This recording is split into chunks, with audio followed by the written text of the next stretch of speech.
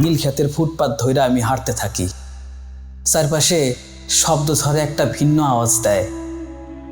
অজস্র কীর্তনের মিশেল এই আওয়াজে বিশেষ গুণ আছে। এইখান থেকে নির্দিষ্ট শব্দ তরঙ্গ বাইছা নেওয়া যায়। এক পা দুই পা সামনে আগাই।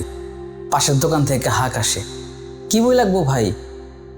ইচ্ছা করে বলতে, যে বিপলে আসমান ছোঁয়া যায়, যারে না দেখা আমি দিনের ৬৬ বার সেজদা করি, সেই ঈশ্বরে দেখা যায়। কিন্তু চোখ পড়তে দেখি পুরা দোকানটায় হতাশার স্তূপ। ঘরে বৈশা বিটিএস, ৩০ দিনে ইংলিশ, অঙ্ক নিয়ে খেলা আর বৈদেশিক ভাষার ১৭তম সম্পাদনা। আহারে, যত অখাদ্য কুখাদ্য বইয়ের তাকগুলা সয়লাভ। আমি পা বাড়াই, আবার শব্দ আসে, কই যাবেন মামা? যেখানে যাইতে চাই নিয়ে যাইবেন, যেখানে সমুদ্রের শত আঘাতের পরও পাহাড় নিশ্চুপ, সবুজেরা শান্ত আর নীলেরা চঞ্চল, সিংহ না বনের রাজা শালিক আর শিয়াল হইল চাণক্য। এই কথা বইলার ঈশ্বরের দিকে তাকায় দেখি আমার চোখ দুটা হলুদ, চলে মাংসের অভাব, রোদে ভরা চুল আর ঠোঁটে কার্বনের প্রলেপ। চক্রবৃদ্ধি মুনাফার রোজকার হাজিরা, শহরের দূষিত বায়ু, পানি, খাবার শরীরটারে একেবারে জাপটায় ধরছে। মনে মনে বলি, না, পারবা না মামা। যেখানে যাইতে চাই সেইখানে যাইতে কঠিন তপস্যা করা লাগে। তোমার শরীর মন কোনোটাই তার জন্য প্রস্তুত না। নতুন শব্দের আশায় আমি পা বাড়াই। সামনের পথচারীর স্যান্ডেল ঠিক করতে করতে পেছনে তাকায় বলে, ওই মিয়া, দেখে চলতে পারেন না?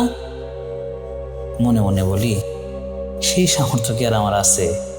যদি দেখে চলতে পারতাম তাহলে দুনিয়ার রাস্তায় ঢুকতামই না, সোজা বেহেশতে যাইয়া দরজা বন্ধ করে দিতাম। শুনছি সেইখানে নাকি সরবের নহর আছে, দামও দেওয়ান লাগে না। গালিবের সাথে এক টেবিলে বইসা দুঃখের সাগরে ডুব দিয়া সরবের নহরে স্নান করতাম। দেখে চলতে পারি না বইলেই তো আজকে মর্তলোকে সাজা খাটি। আমার ঘোর ভাঙ্গে ফল দোকানি ডাক শুই না, ফলন ফলে শক্তি, শক্তিতে মুক্তি। আমি শুধাই, আসলেই মুক্তি মিলবো? পাপের খাতায় লিখতে লিখতে বাম কান্দের ফেরেস্তারা ক্লান্ত, কাছে কালিও প্রায় শেষের দিকে। তারে মুক্তি দিয়ে দেওয়া যায়? রাইতের আন্ধারে কপালের দুই পাশে শিরাগুলা লাফায়। ডাক্তার কইছে উচ্চ রক্তচাপ, অথচ আমি জানি এগুলো শেক্সপিয়ারের ট্র্যাজেডি, প্রাচীন বাংলার ইতিহাস। দেশের জনসংখ্যার হার, বাইনারি হেক্সাডেসিমাল, কুকুরিপার ১৬ জেনেভা কনভেনশন, স্নায়ুতন্ত্র, প্রাকৃতিক দুর্যোগ আর সম্ভাব্যতার ফলাফল। দেওয়া যায় মুক্তি? গোল্লা ভরাটের এই অসুস্থ প্রতিযোগিতা থাইকা?